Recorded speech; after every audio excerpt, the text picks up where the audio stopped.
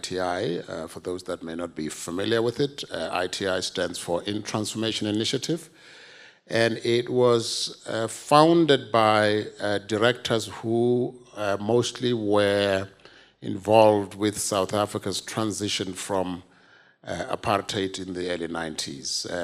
The work that we do at the moment is to support societies in transition, both in South Africa and outside of the country. We do work in Myanmar, in the Central African Republic, for instance, in the Sudan, in Cameroon, in Zimbabwe, in Palestine, drawing on South Africa's Truth and Reconciliation experience. And so we're very excited as well to be associated with this event, with the Global Assembly, with the 12th Global Assembly.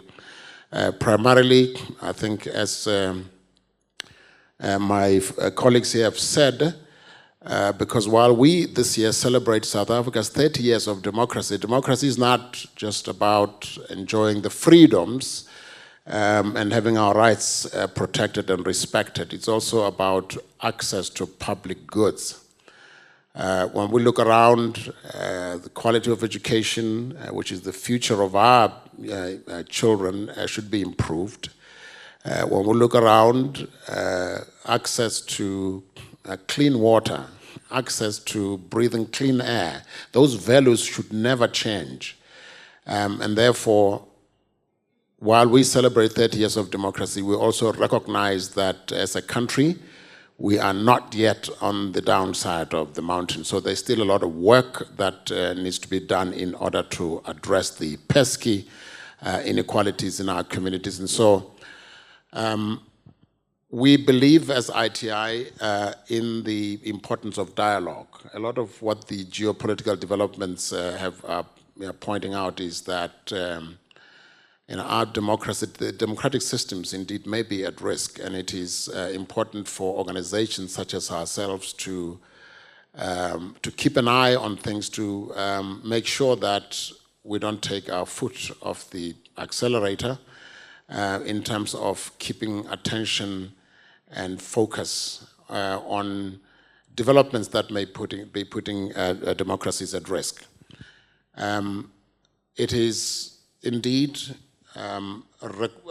recognizable that this is going to be held in South Africa, a country of two realities, one where this could be a first world existence, but this could also be a third world existence.